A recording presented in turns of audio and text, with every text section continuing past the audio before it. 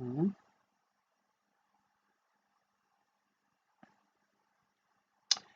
Hey, Kat, how are you?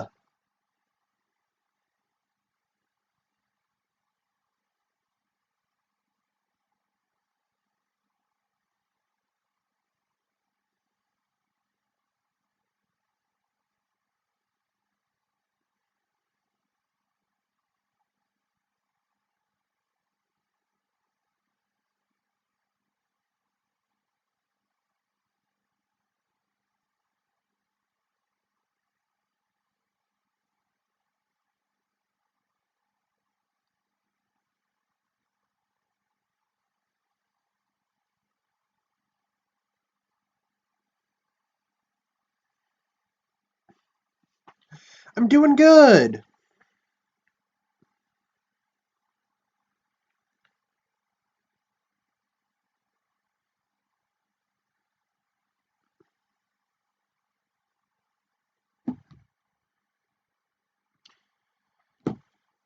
Oh, I need to send this to two more places really quick.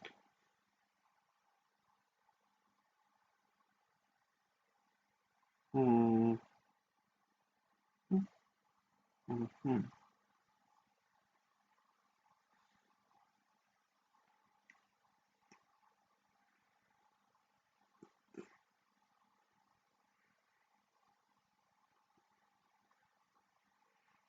Hmm.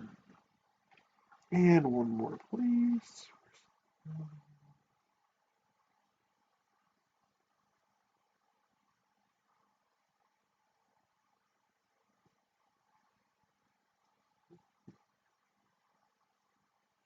Hmm.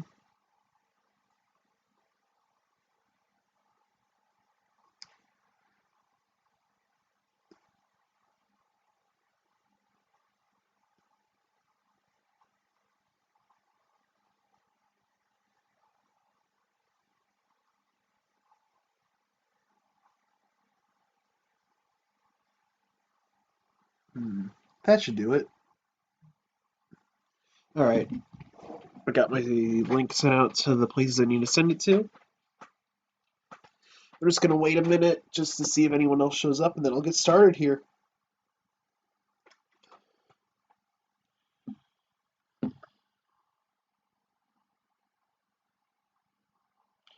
I misspelled. I misspelled that. I'm gonna be okay. No. Sometimes I accidentally misspell cure like curses as cures, and I was like, for a minute I thought I saw real life cures. I'm like, wait a minute, but no, I had it right.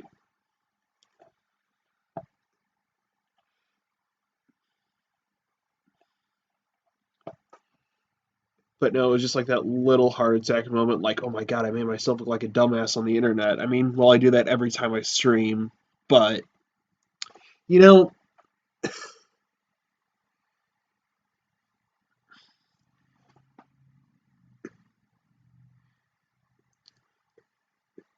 do I look like a your mother?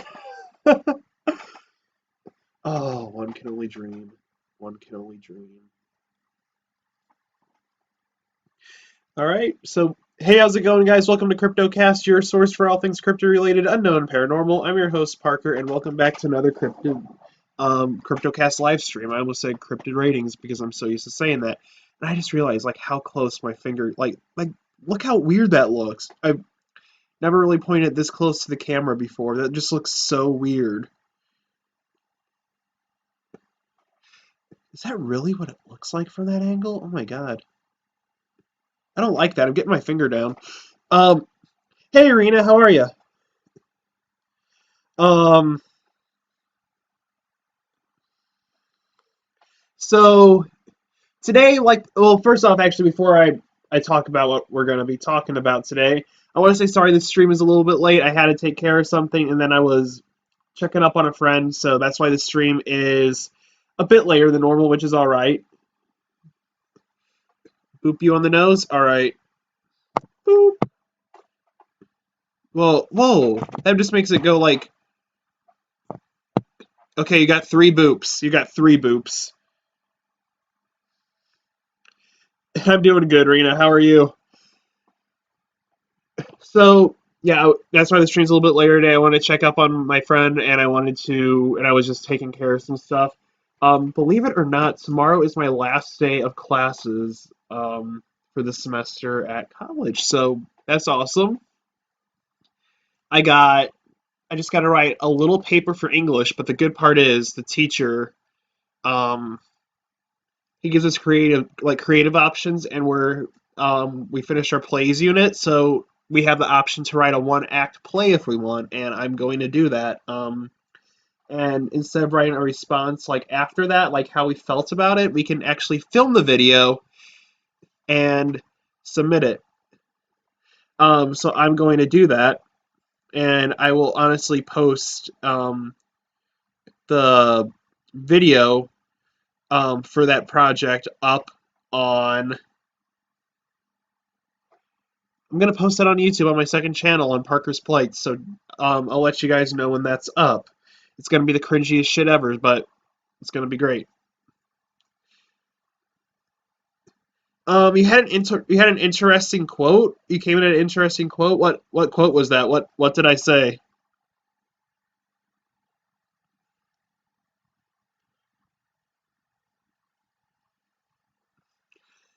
And your last day is Tuesday. Awesome. Yeah, no, it's great because my last day is obviously tomorrow, like I said, but it's gonna be so great to finally relax for a little bit. Even though it's winter, I love the cold, but I don't like winter honestly at all because I hate the snow and the ice. So if we don't get any snow or ice for the rest of the year, which I highly fucking doubt, um, I'll be happy. I'll be happy because this is Missouri and like the weather can change in like 2 minutes. It can be raining 1 minute, the sun will be shining. It'll be like 90 degrees and it'll be snowing. Then like earthquakes, tornadoes. Missouri National Volcano. We don't have a volcano, but my God, that would be horrifying if we did. I'd move. Um, but yeah, Missouri's weird. Missouri's weird. So, as you can tell from the title of the video today, which is actually very, very small, and I don't like that. I need to fix that.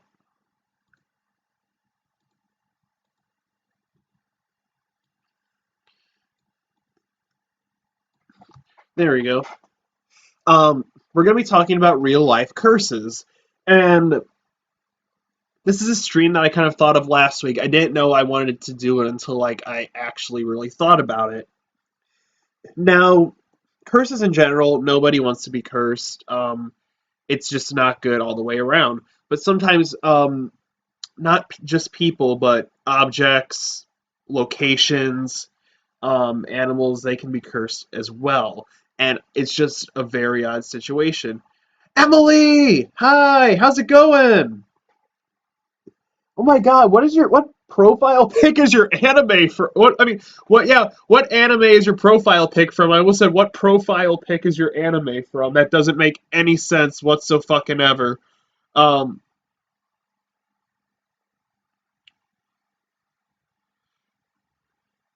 but yeah, no.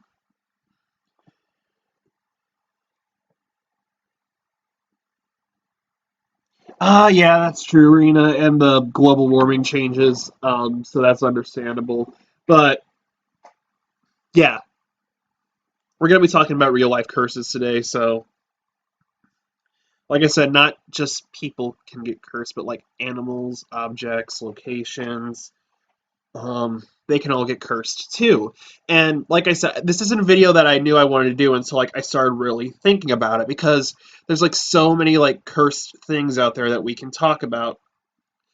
But and like the most famous one being like the curse of Oak Island with the money pit. So we'll be talking about that as well. There's just a lot of cool things to talk about. Maybe next week, instead of curses, I can talk about real life miracles. Um, or miracles that have actually happened because I think that would be kind of cool. Or I can do, I don't know what I'll do for next week. I'll either do that or I'll talk about. Oh, I have some other topics lined up. I'll have to go back and check because I can't remember them at this exact moment while I'm talking. And yeah, I'm actually just stalling until I can remember at least one of them. Oh yeah, Mandela effects. I could talk about Mandela effects as well, or I could talk about angels, or I also take requests for what to talk about. So if you guys have a suggestion for me about a topic you want me to talk about in a live stream, comment below or message me in my social media. The link for that is in the description. Um, so please be sure to do that. And you don't remember it was from a while ago. It's a good. Okay, yeah. Um, I mean, the character looks familiar. I'm sure, like, if I just like revert, like Google reverse that, I can find it pretty easy. But it just looks familiar, so I'll have to look that up. So let's see, real life curses. Oh boy, this is gonna be a lot, but it's cool. Well, I mean, not for the people involved in the curses, but it's still really cool.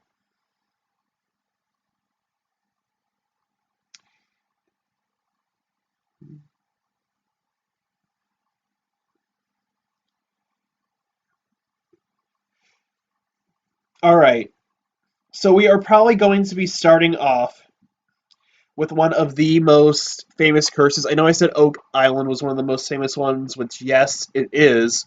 But this next one that we're going to be, the one that we're going to be, is it my Instagram account, Rena? Is it my Instagram account? But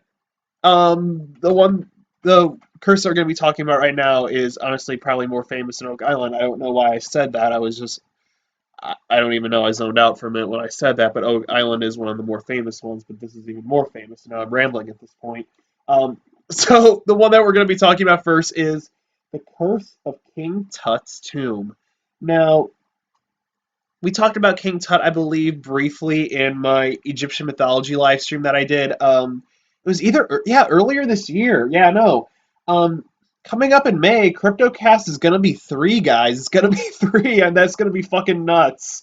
Um, but um, King Tut, he's like one of the, if not the most famous pharaohs in all of Egypt, and when his tomb was discovered by Howard Carter and um, who was funded by Lord Carnarvon. Actually, Lord Carnarvon actually wanted to back out, but Howard Carter said, "Give me just like one more day, and I'll find something great." And he found King Tut's tomb. But the legend has it that when he opened King Tut's tomb, like all this really, really weird shit started to happen. And we're going to talk about that right now because that's what you guys want to hear. The king of all curses, of course, is the tomb of King Tut. Legend holds that when archaeologist Howard Carter discovered the tomb in 1922, he ignored a curse written on the tomb walls, condemning anyone who disturbed the pharaoh's mummy to a swift death. Now on the walls, it actually said in hieroglyphs, "Death will come to those who disturb. Death will come to swift. Death will come on swift wings to whoever disturbs my slumber." And the expedition ignored that because this was like a tomb like untouched by grave robbers, so they kind of had to go in there.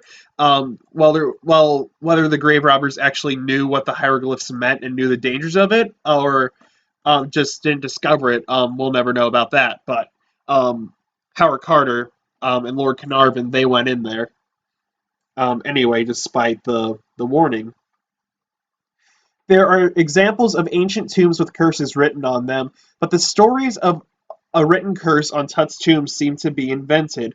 Written or not, the people responsible for opening the tomb started dropping dead pretty quickly. Now that's scary shit.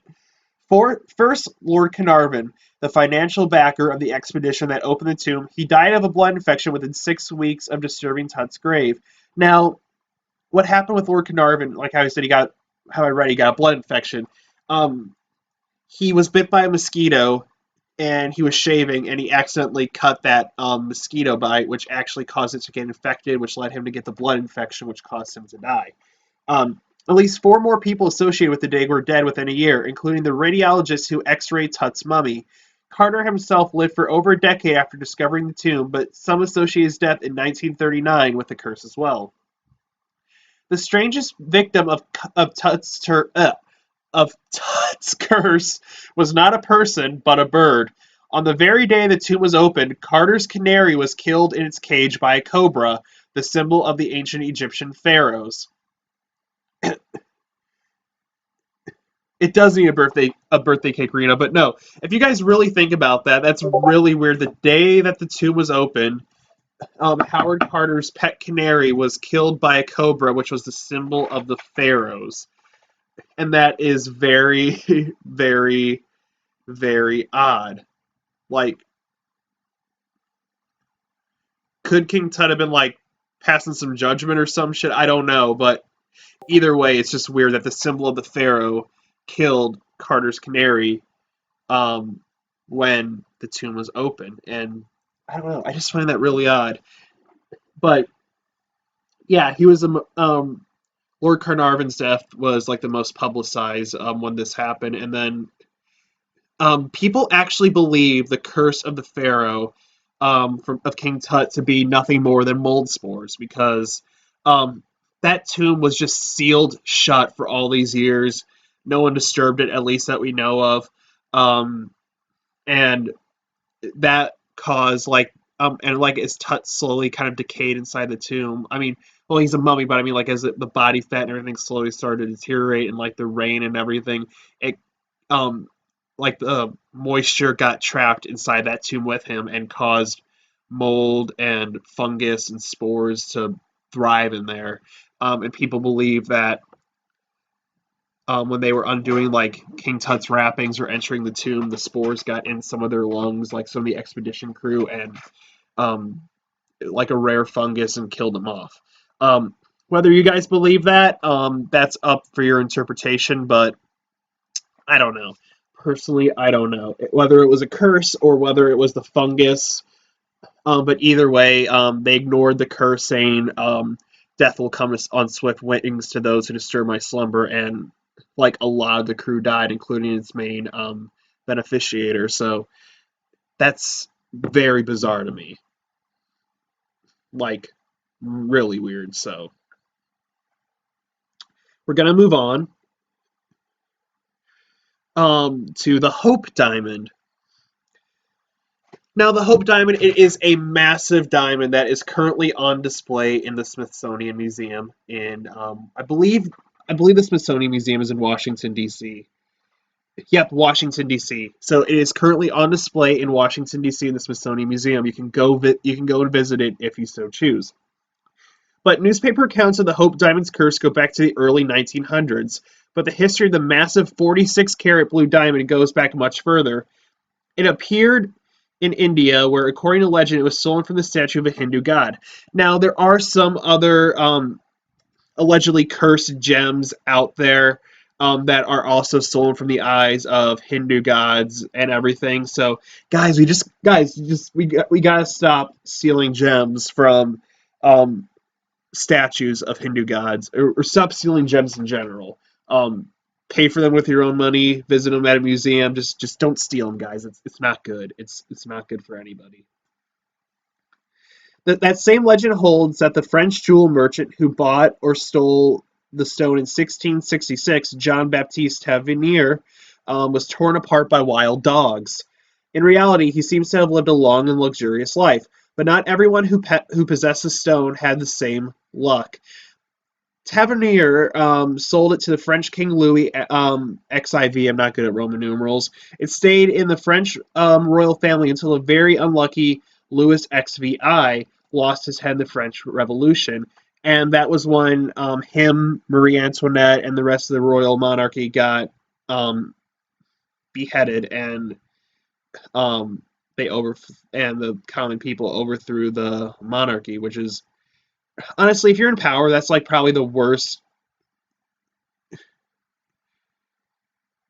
Oh my God, but yeah, no. For royalty, that's like one of the, or like people in higher position, that's really like a big fear, like having your people turn against you.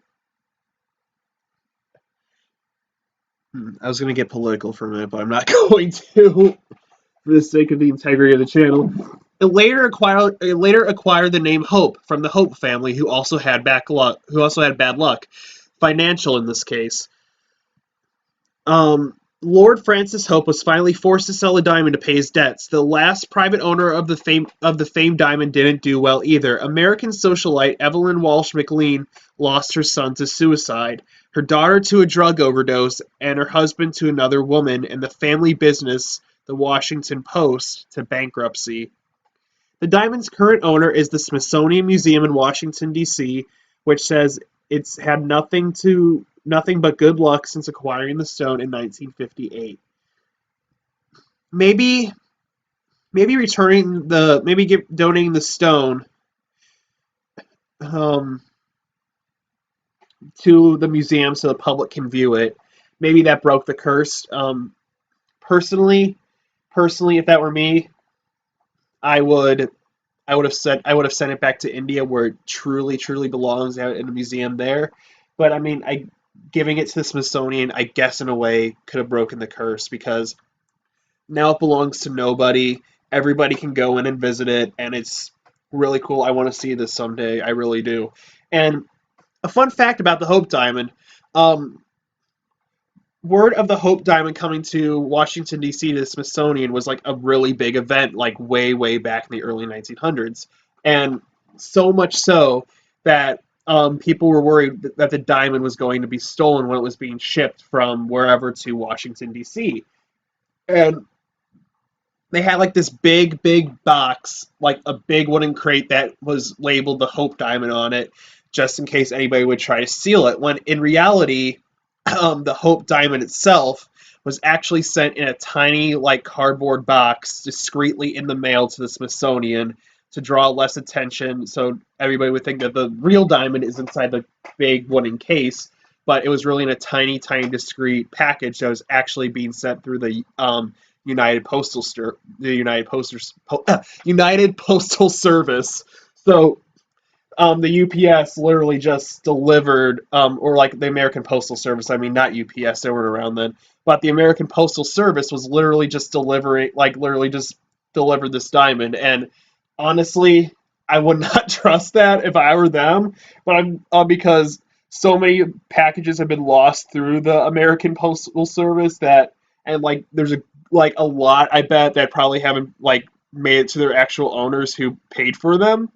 So just the fact that this diamond made it through like the American Postal Service in this tiny little cardboard box in the mail to the Smithsonian is an absolute miracle, and I'm glad that it's there today, and I'm glad people can come and enjoy it. So um, that was just a cool little fun fact for you guys. If you ever like get a trivia night or something, and your estranged Uncle Phil's like, "Hey, what happened? What package did the Hope Diamond get shipped in?" It's the small one. It's the small one, Uncle Phil. Oh, you're right. I don't have an Uncle Phil. Now we're going to be talking about the silver Bassano vase. Now, this is another. I actually really don't know too much about this one. Yes, actually, no, I know about this one now. I just read one thing about it, and I remember this one. I remember this one, guys. I actually need to angle this a little bit better so I'm not always like hanging off the screen when I'm doing my thing. So, the silver Bassano vase, created in the 1400s, this famously cursed object almost brought instant death to its owners. Oh, I missed that. Was it made in Italy? It was made in Italy. Beginning with the young bride for whom it was made. After killing a long succession of owners, the silver vase was finally, according to legend, given to a priest to bury forever. It reappeared in 1988, according to the story, with a parchment note inside reading, "Beware, this vase brings death." Now if I were you, I would just gone to a church, like bathed in holy water to protect myself. But that's just me, because that's scary. And finding something buried in the ground, like, oh, this old cookie tin brings death if you eat a cookie out of it. It's from the 1900s. Um, The greedy finder tossed the note and sold the vase at auction. The first buyer was reportedly a pharmacist who died shortly afterward. The second owner was an archaeologist who also died. By now, the vase had reacquired its bad reputation. Its last owners tossed the vase from a window. Museums refused to accept it. Legend says the Bassano vase is once again safely in the earth, waiting for a new finder. So that always comes up.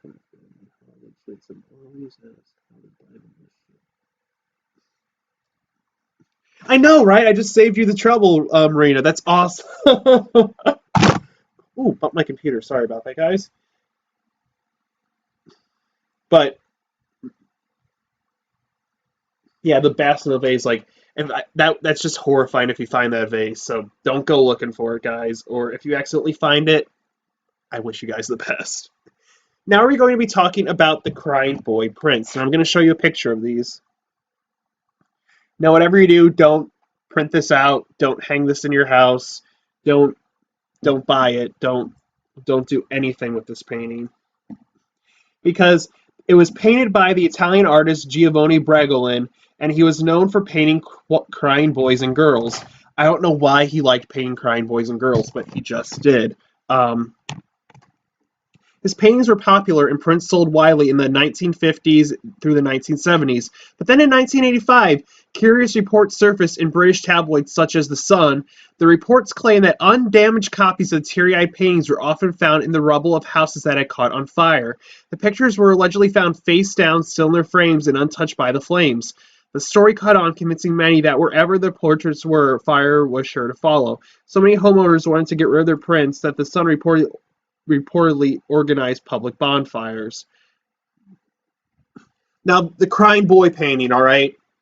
This one is freaky. So like I said, do not print this out, hang it in your house, don't go out buying one, don't get one, because anybody who has owned a crying boy painting and has had it displayed in their house, even at their printer, like, no, not even at their printer, Rena, no, stay away from that. But no, even like a print of it, like if you print it out, copy it, do whatever, and hang it in your house, the person's house always burns down, and like it said, the picture is always laying face down in its frame, untouched by the flames, and people believe that was painted with like flame retardant paper, but that doesn't explain why that all these paintings of this child, of like these crying children, like every house burned down that they were in. It's just really weird to think about, like really weird.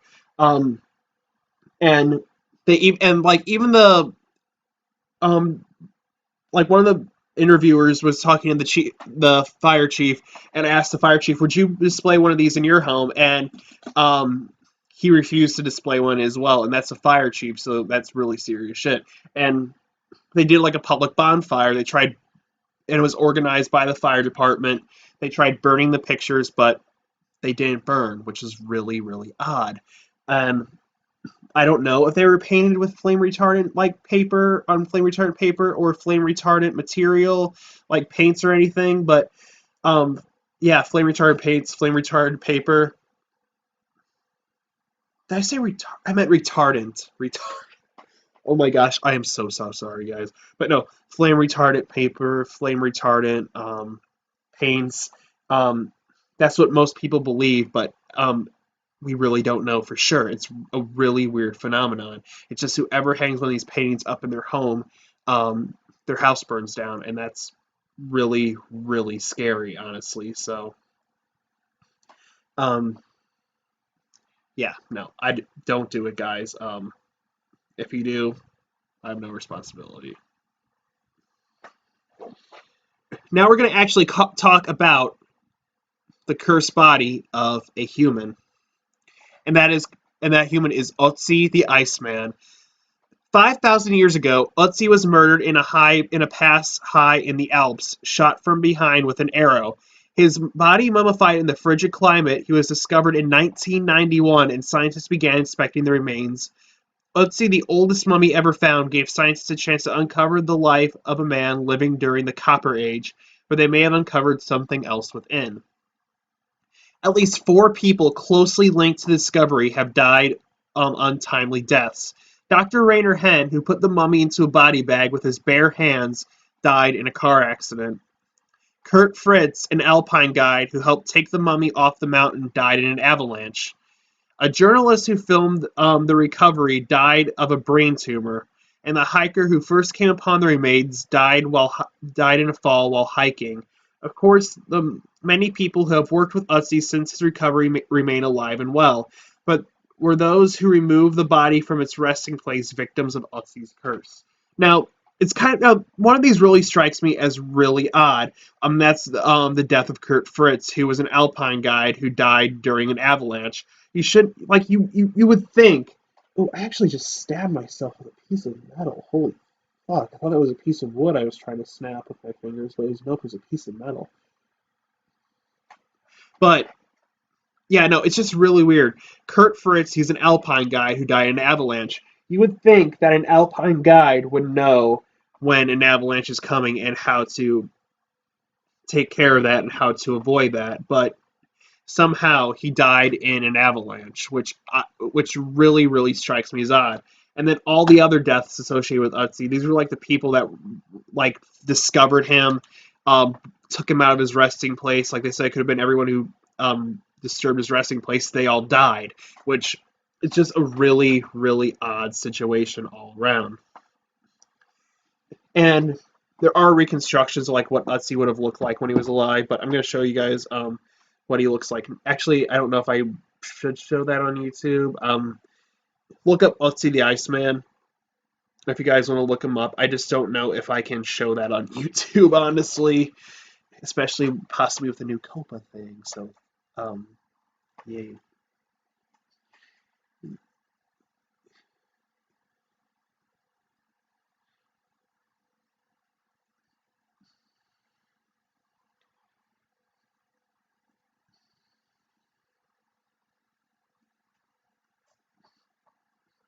I'm gonna look up. I'm gonna find some more curses for you guys. Let's see the mummy's curse. Okay, we're gonna be talking about now the curse of Timber's tomb. No, oh, Timur's tomb. A warlord and nobleman who controlled a vast swath of Asia during the 14th century, Timur, aka Tamerlane, you guys probably know who Tamerlane is, was renowned as a military tactician whose warfare killed some 17 million people, which is nuts. He was also a celebrated patron of architecture and the arts. However, in 1941, Joseph Stalin sent a team of archaeologists to open Timur's tomb in Samarkand, Uzbekistan. Now that I'm reading this one actually really rings a bell. I know what this one's about. It's crazy. Much to the alarm of local residents and Muslim clergy, upon opening Timur's coffin, the team discovered an inscription: "Whoever opens my tomb shall unleash an invader more terrible than I." Within a matter of hours, Adolf Hitler's troops invaded Russia. An estimated 26 million people died as a result. In 1942, Stalin ordered Timur's remains to be reinterred back in Samarkand in accordance with Islamic tradition. Shortly thereafter, the German army surrendered at Stalingrad, ending their campaign against the Russians. So, when Stalin orders men to open Timur's tomb, there's an inscription: "Whoever disturbs my tomb will release a foe more terrifying than I." And as soon and like in a matter of hours, like not days, not weeks, not months, like literally hours, Adolf Hitler's troops were at Russia, and 26 million people died, which is like it's 9 million more than what Timur has killed in his lifetime.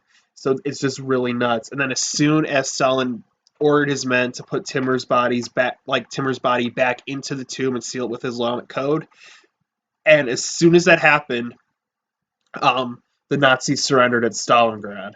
So it's honestly just really too coincidental for me. Like honestly, truthfully, I believe that the Russians like unearthed the curse with this one, honestly, because it's just too coincidental.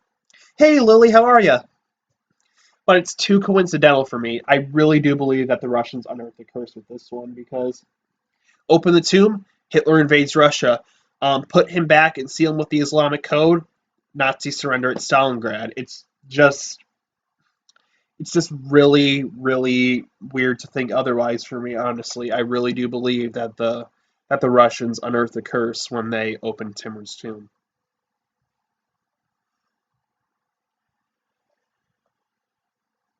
All right, now we're going to talk about the curse of Tippecanoe. Did Native American leader Tecumseh curse William Henry Harrison after Harrison's troops emerged victorious at the Battle of Tippecanoe? Perhaps as historians have noted that ever since Harrison became president in 1840, every person elected to the office in 20-year intervals has died while serving as president. Harrison died of pneumonia after just 1 month in office. Abraham Lincoln, elected in 1860, was assassinated, as were James A. Garfield, elected in 1880, and William McKinley in 1900. Excuse me. Both Warren G. Harding (1920) and Franklin D. Roosevelt (1940) died of natural causes in office, while John F. Kennedy (1960) was assassinated. Ronald Reagan in 1980 was the target of an assassin's bullet in 1981, but he survived, and the curse was apparently lifted.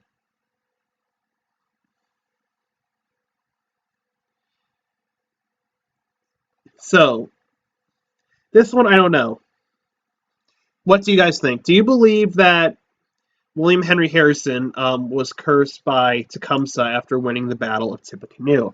Because all these presidents seem to die like 20 years, like in the years of 20. So um, like 1900, like 1920, 1940, 1960, 1980. Which allegedly in 1980, that's when the curse was allegedly lifted because it was aiming for Reagan and the bullet missed him barely. Um, so I don't know. Um, what do you guys think about this one? Honestly, do you guys think that William Henry Harrison was cursed by Tecumseh at the Battle of Tippecanoe after he won?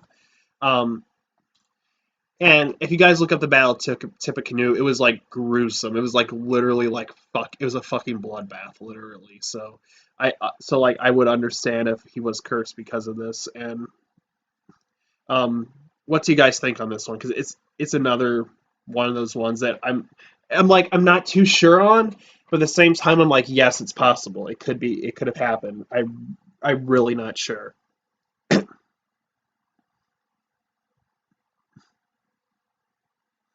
Now this one's really cool. This one completely like not blew my mind. It just escaped my mind. I mean, like I couldn't think of it, and now it's here and just reminded me of this. So we're going to be talking about the goat and the curse of the Chicago Cubs. So if you're a sports fan, and you probably have heard of the Chicago Cubs and their really crummy streak. They recently won the World Series a few years back, and honestly, good on them. Honestly, good on them. I mean, they haven't won in ages. They deserve to win, but they're the rivals to my home baseball team, the St. Louis Cardinals. Um, Now, I really don't follow baseball that much. I really only watch the World Series. I really prefer hockey, actually, um, to baseball, football. I really don't like football, but or really soccer. I'm just a hockey fan. I like hockey. If I had to pick my sport, like if the sorting hat was to sort me into a sport, it would be hockey. I wouldn't do football. I wouldn't. Or I wouldn't do soccer. I wouldn't do baseball. But I do like watching hockey. Hockey's fun because it's violent and everything. Um, I know WWE is violent, but I mean it's all fake. This is like real shit. I might watch. I might try watching wrestling at some point because a lot of people are like, "Oh, it's so good." And I'm like, "Yeah, I mean, it's fake, but okay." It just kind of ruins the illusion for me. But anyway, um, enough about sports. So in 1945, a man named Billy Goat Zionist was ejected from the Chicago Cubs game because he brought with him a pet goat. Outrage, Zionist reportedly cursed the club with the words, "The Cubs ain't gonna win no more." I don't know how he sounded. If that's the case, I'm so sorry. Billy Slanes, for mocking you. Please don't smite me with your goat. Sure enough, the Cubs lost the next game and haven't won a World Series in more than a century. Despite many attempts over the years to lift the curse, some of them involving goats, while most regard the curse as a silly superstition, many lifetime fans took it very seriously. This April, police in Cook County, Illinois, found a decapitated goat tied to a tree near a golf course. A few days later, an unknown man delivered a smelly box addressed to Tom Ricketts, the current owner of the Chicago Cubs baseball team, and inside was a decaying goat's head. It's like the Godfather right there, but like with the horse head, but you're getting, but it's a goat's head. And honestly, opening that up and finding like any dead animal body part or full would just absolutely freak me out. I'd be scared shitless. Like I'm cleaning the back room and I find dead mice. That freaks me out because it's just so unexpected. I'm just like, oh fuck, it's a mouse. And but actually getting something mailed directly to you with like a dead animal or a dead animal part in it, not expecting it. That's like it's creepy. It's really creepy. Now the curse was allegedly lifted back when the Cubs recently won the World Series. So I'm kind of glad about that. I'm glad the curse got lifted. Even though they're a rival team, they deserve to win that. So I'm happy that they won that. Good sportsmanship here. Because, like I said, I really don't follow baseball, but I'm glad the Cubs won that. They deserve the win. For once, actually, for once, just this once.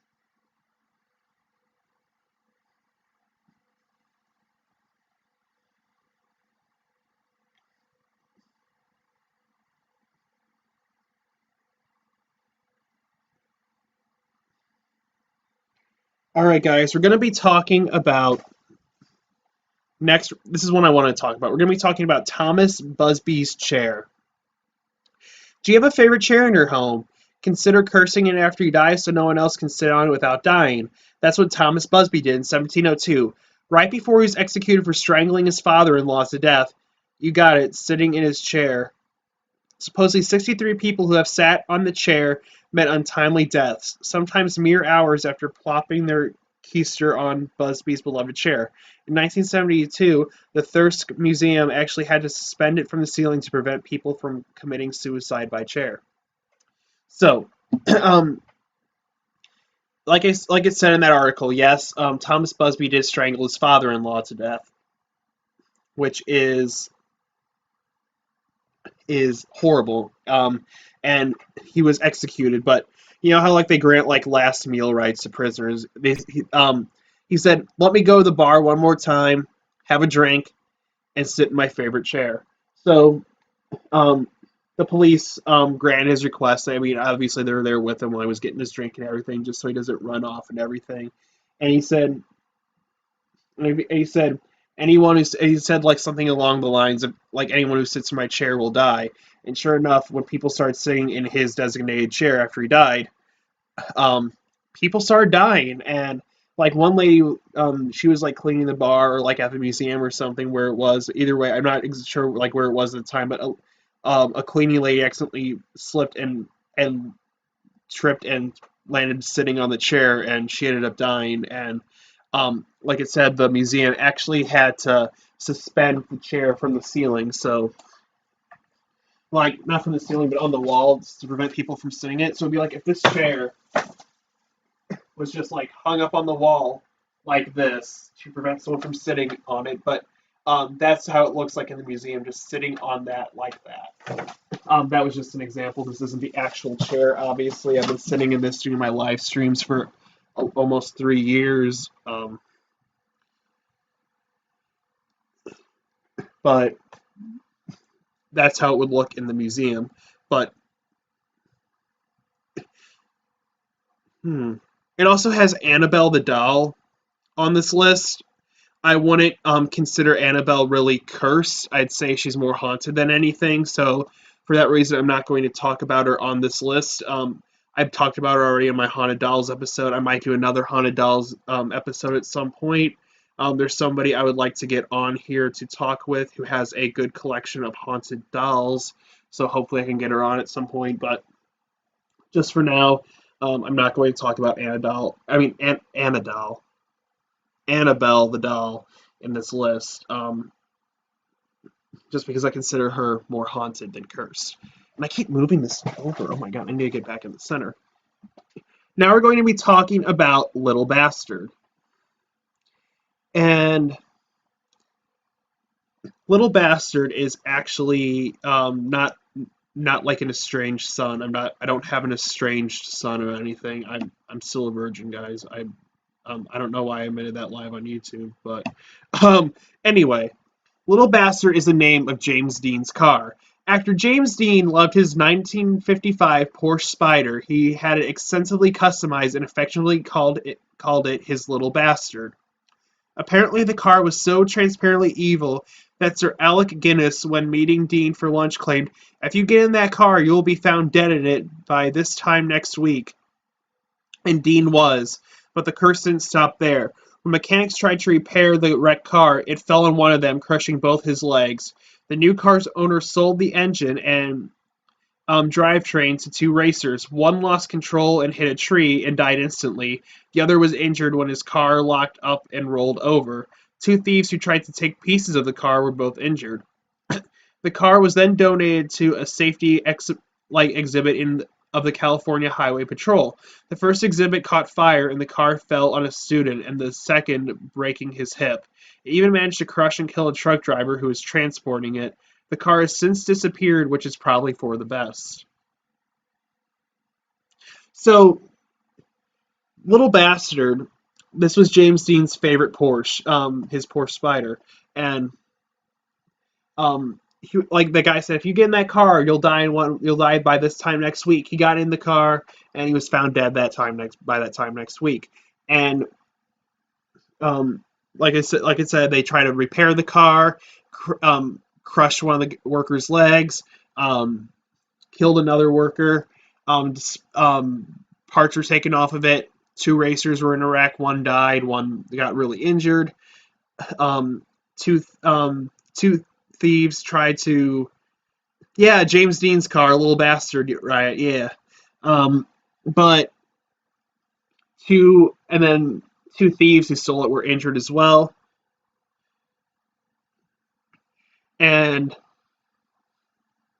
let me see who else. Which I remember, and then it was put on display in an exhibition, and it caught fire.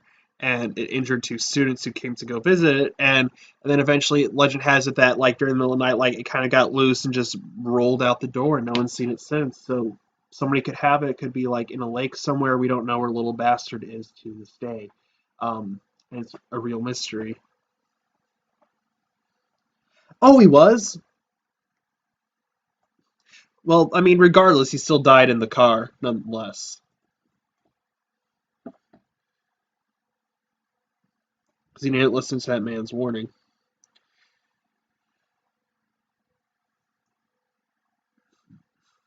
Hmm. All right, we're going to be talking about the Dybbuk box. Now, I've been wanting to do a video about like Jewish folklore and like mythological creatures for some time. I might be doing that here very soon. I don't know. Add to my list. But in Jewish folklore, a Dybbuk box is an evil spirit. Wait, a Dybbuk is an evil spirit, supposedly a Holocaust survivor. Supposedly a Holocaust survivor accidentally summoned a demon while using a homemade Ouija board, but managed to trap it inside the wine cabinet. Kevin Mannis bought the box at an estate sale in 2001 and immediately started having nightmares about an evil hag, as did friends who stayed with him.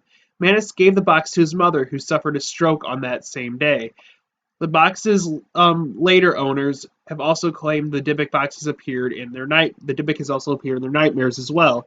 The last owner was Jason Haxton, director and museum of the osteopathic medicine, who not only had nightmares but developed a strange skin disease and began coughing up blood. At this point, Haxton contacted his local rabbi, sealed the Dybbuk back in its box, and then hid it from the world. Thanks, dude. So I believe this is the one that is in Zach Baggins' Paranormal and Occult Museum. Correct me if I'm wrong, but I know he does have a real Dybbuk box in his museum full of haunted items. I would like to go visit that at some point. I don't know. I do want to visit the Warrens Occult Museum, but I don't know. That's just really freaky for me. I don't know if I'd be able to go visit that because it's, like I said, it's just really, really freaky. But yeah, so Dybbuk box, like it says, when a Holocaust survivor allegedly used a homemade Ouija board and like summoned a demon, and it was trapped inside the box. Now, online people sell fake Dybbuk boxes, and like people open them and everything. Like YouTubers are like, oh my God, it's a Dybbuk box, it's a real Dybbuk box, guys. But in reality, it's just like people just stealing them themselves. And like I know a lot of um, Jewish people, like they're honestly kind of really offended by that. So if you guys are making homemade Dybbuk boxes and like that aren't even real and like aren't historical or anything, you get just please stop, guys. It's kind of bad for the paranormal community who are like researching this stuff. It kind of gives them a bad name because like well for like the YouTubers as well, like when they react to it, even though nothing's really happening because it's a fake Dybbuk box, it's not good. It kind of gives the paranormal community a bad name, like pretty much saying, "Oh, we fake all our shit," when like in reality that's not the case. Just some assholes out there try like just do it and ruin it for everyone. I mean, I get it; it's trying to get people like watching their video and everything, but it's just not a good way to do it. So don't do it. And like for the people that are selling the Dybbuk boxes, like I said, a lot of people in the Jewish community and everything, they're like really offended by that. So just my little PSA, guys, don't make or sell fake Dybbuk boxes or film yourself opening a fake Dybbuk box. Actually, don't open Dybbuk boxes in general. But just my little PSA. But regardless, it's terrifying nonetheless. The real ones.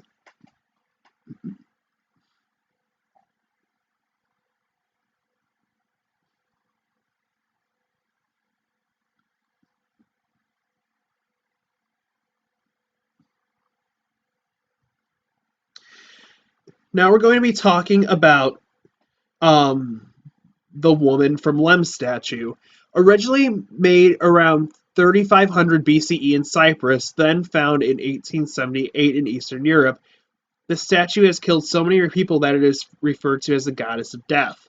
Supposedly, the first owner was a Lord Elfont, whose seven-member family all died within 6 years of Elfont receiving the statue. The woman from Lem was then acquired by Ivor Manucci, who died along with his entire family within the next 4 years. Then it went to Lord Thompson Noel, and he and his family died. The statue disappeared for a bit, but its next confirmed owner was Sir Alan Biverbrook, whose wife and two daughters shortly croaked. With two sons left, Biverbrook wisely donated the dam. Oh, well, wisely donated the statue to the Royal Scottish Museum. Now it's still there today. You can visit it, but the person did make an edit who wrote this article. It's a correction. Apparently, the woman from Lamb statue isn't so much cursed as it is non-existent. Despite a great deal of internet notoriety, the statue is actually commonly referred to as the Lemba Lady and has been safely a part of the Cyprus Museum in Nicosia since it was discovered in 1970. It also has not killed anybody so far. I apologize for the error, but I have heard that article that I just read about that, and now I heard this is my first time seeing this, so I really don't know which one to believe, honestly. But it's still a terrifying statue nonetheless.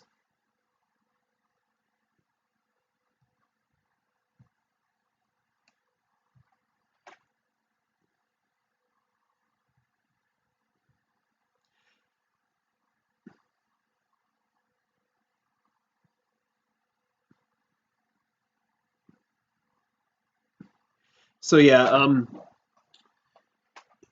I don't know which one to believe on that, honestly. I've heard I've heard the first one. I've just never heard the second one, honestly.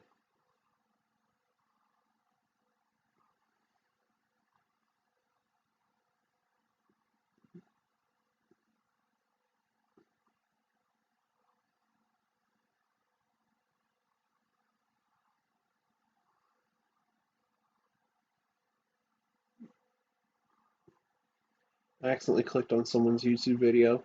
Who was it? I'm gonna shout him out. Thoughty2, guys. Check out Thoughty2. I accidentally clicked on a link that took me to his YouTube video, but he's a good YouTuber. I like the guy.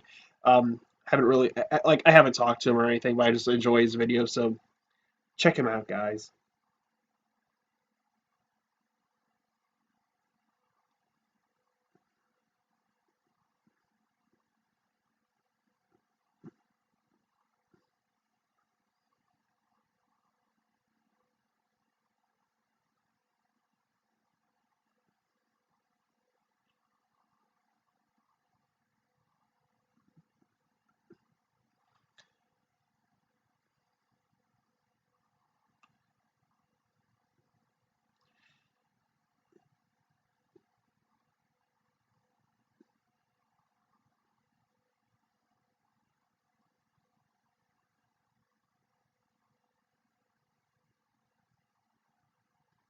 All right.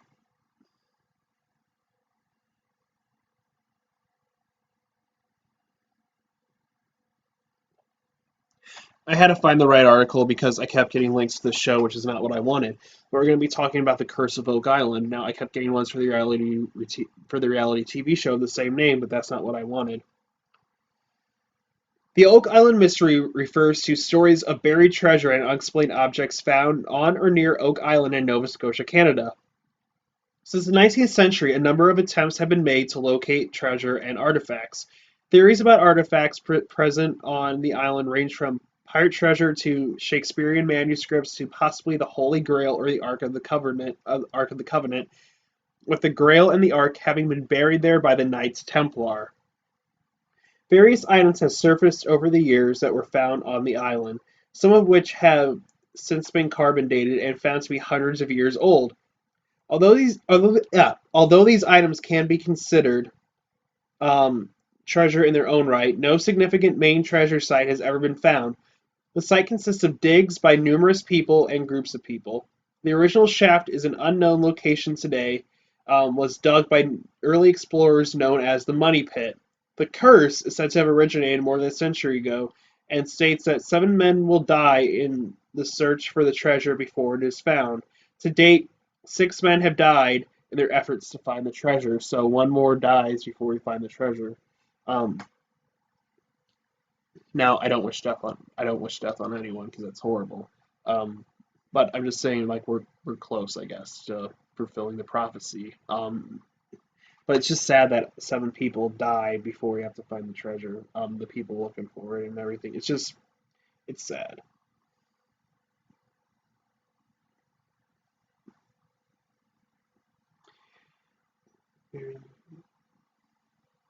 So yeah, it's pretty much just like multiple people have died while looking for this treasure. We're on 6, and 7 people need to die, so we're close.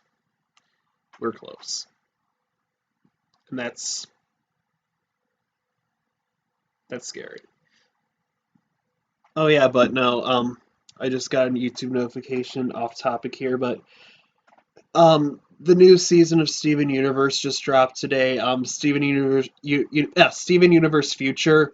The first 4 episodes are out, and if you like Steven Universe and you haven't seen them, go check it out, guys. It's fucking amazing. I'm not paid to say this or anything. I just genuinely enjoy Steven Universe, and if you guys like it, check it out. The last episode is by far my favorite, but the others were equally as good, but the last one was just slightly a bit better. But it does seem a little bit rushed to me.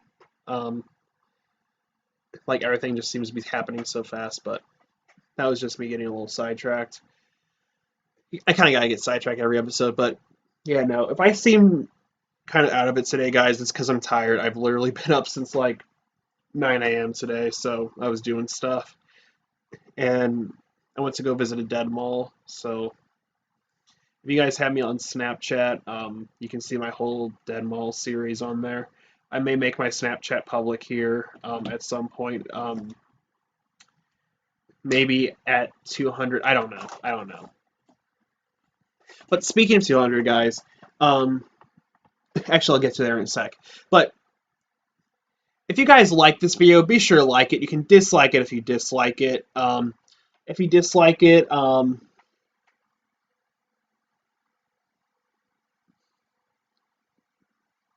I don't know. I don't know. Um, but yeah, if you guys like the video, you can like it, dislike it if you dislike it. And if you're new to that channel, hit that subscribe button to become a member of the Crypto Crew today. I'm trying to get to 200 guys by the new year. And at 200 subscribers, I'm going to have some announcements to make, some that are actually really cool. You don't want to admit. I mean, you don't want to miss. You don't want to admit. What the hell? I mean, you don't want to miss, but possible new series at 200 subscribers, possible new giveaway at 200 subscribers, and some other things are happening at 200 subscribers. So if you guys want to help me reach my goal of 200 subscribers by the end of the year, share this channel around with anybody who likes paranormal stuff, crypto-related stuff, stuff like this, random stuff. Yeah. So please be sure to do that. And if you guys have any comments or any questions or any stream suggestions, cryptid rating suggestions for me, comment them below or reach out to me on my social media. Link is always in the description, guys. And I always love hearing from you guys. Now, I would honestly like to get some like other YouTuber guests on here at some point.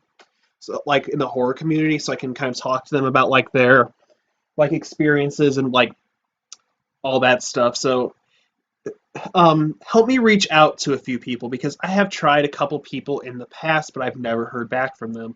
I've tried reaching Chills. I haven't heard back from him yet. I've tried to reach Mudahar from Some Ordinary Gamers for to talk about the deep web with him because he's explored the deep web like multiple times and I really enjoy his videos. So um, help me reach out to a few other YouTubers in the community. I just want to interview them during a stream and just talk to them about the stuff like common ground stuff that we enjoy, like the just you know. So if maybe like if there's enough like people wanting to have an interview or something, like maybe they'll do it. But either way, if you do reach out to these YouTubers, just be respectful. Just let them know that I want to have an interview with them to talk about their experiences and everything. So, yeah, I'm going to film the cryptid ratings here in a little bit. I've got to work on this paper for school, and then my last day, and I'm all done with college for the semester. So, again, guys, thank you so much for coming out today. I'm not sure which live stream I'll do next week. I have a few of my reservoir or repertoire right now. Either one of those. I guess those are interchangeable depending on what you want to say, but um, I'll pick one for next week unless somebody has a suggestion. I'll definitely do that because I always take suggestions first over than what I want to do. So unless I get like a very serious like interview or something from somebody, but a lot of the time I always take suggestions. Those always take priority. So again, thank you guys so much for coming out today. It means a lot to me. 2019 has honestly been a really sucky year, but doing these videos for you guys, doing these streams, interacting with you guys in the live chat on Discord, on Tumblr, on all my social media, it really means a lot. It made 2019 just a little bit better for me. So I thank you guys so much from the bottom of my heart. So thank you guys so much for watching. You've been watching Cryptocast. I've been your host, Parker. Stay spooky, and I'll see you guys in the next video. Bye, guys.